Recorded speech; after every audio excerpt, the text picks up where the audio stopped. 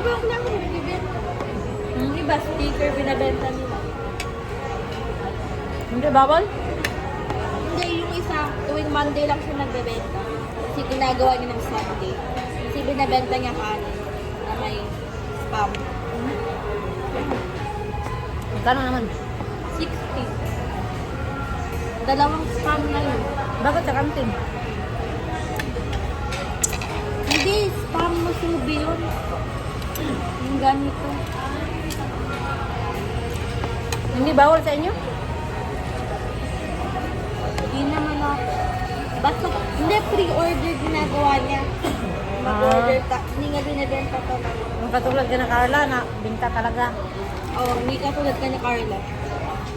Nabenta. Dapat ganun ang gawin nila, Carla. Sinabihan mo na yung Carla na maglilista siya. Ganyan yung ginagawa niya. Kanya yan? Hindi. Basta ganyan. Ganda. 60.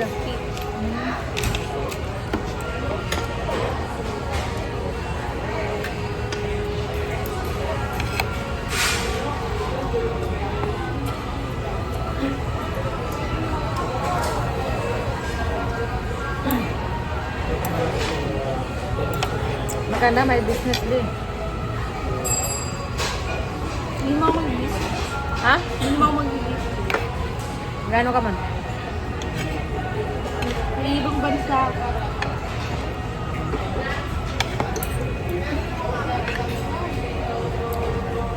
Sabi ni nanay ni Dudi, ba't di daw ako mag-aral Saan?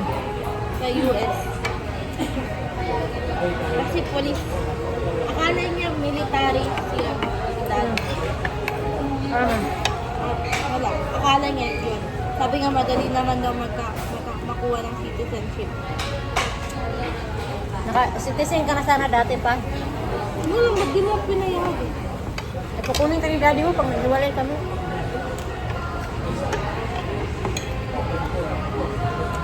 Pag ngayon kay citizen ni daddy mo, laking babayaran siguro mga 500,000. Kailangan mong pumunta muna doon. Tapos mag-apply ka na lang. Kailangan tumira doon ng 5 taon. Kaya, Oo, kaya ganun yun. Titirang hindi rin, hindi matutuloy. hindi yata kasi baka ma-apektuhan citizenship yun. Dapat 5 taon ka muna nakatira doon bago ka maging citizen. Bawal ka umalis. 5 taon nandun ka na. Kaya si Jasmine sa Australia, 5 taon muna siya doon bago makawin